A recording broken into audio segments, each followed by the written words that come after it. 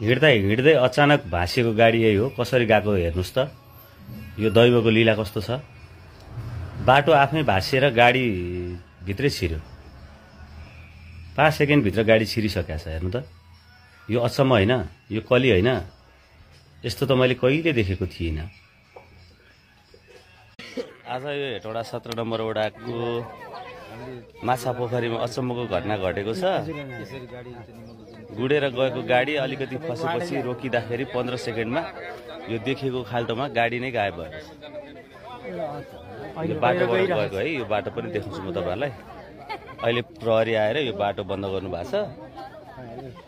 यही बाटो भएर आएको गाडी यहाँबाट आएर यो बाटो भएर जाँदाखेरि अचानक खाल्टो परेर डुबेको हिजोको ठाउँ यो। आज ठुलो भएछ खाल्टो पनि, हेर्न सक्नुहुन्छ। यसले आफ्नो एरिया बढाउँदैछ। कति गहिराइमा पुगेको छ भनेर एउटा बाँस हालेर हेर्दा त्यो गाडी भेटिएको छैन। पानी मोटर लगाएर तानेर फालिराखेको छ, तर पनि गाडी देखेको छैन है। हेर्नुस्, बोरिङ चाहिँ देखियो। बोरिङको पाइप चाहिँ अलिकति भित्तामा देखिया छ थोरै। बोरिङको पाइप चाहिँ देखियो, तर गाडी देखिया छैन अहिलेसम्म। यो खाल्टोको पानी फ्याँकै छौँ यो पाइपबाट। यो गाडी हिँड्दा हिँड्दै खसेको खाल्टोमा 3 घण्टा ननस्टप पानी तानिसके, तर पनि यो खाल्टोको पानी सुकेको छैन। अझै पनि 10 फिट पानी छ भित्र। कति गहिरो रहेछ हेर्नुहोस्। म यहाँ डिलबाट खिचिरहेको छु। अझै 10 फिट तल गहिरो पानी तान्नुपर्छ, तर गाडी चाहिँ भेटेको छैन है अहिलेसम्म। गाडी देखिएको छैन। त्यत्रो रोड सबै आधी गइसक्यो फेरि भित्र है। धेरै गहिरो छ यार यो त। आइ बा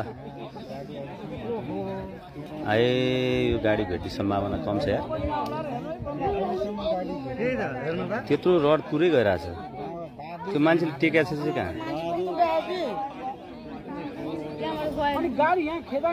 एउटा बन्द गरेर फिट गर्न थाले।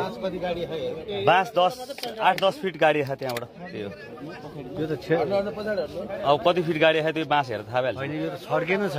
छड्के छ होइन। त्यही हो 10 फिट गाडी छ। ल अब 10 फिट पानी फाल्नु पर्यो। हिँड्दै हिँड्दै अचानक भाँसिएको गाडी यही हो। कसरी गएको हेर्नुस् त। यो दैवको लीला कस्तो छ। बाटो आफै भाँसिएर गाडी भित्रै छिर्यो। 5 सेकेन्ड भित्र गाडी छिरिसकेको छ। हेर्नु त, यो अचम्म होइन, यो कली होइन। यस्तो त मैले कहिले देखेको थिइनँ। आज यो हेटौडा 17 नम्बर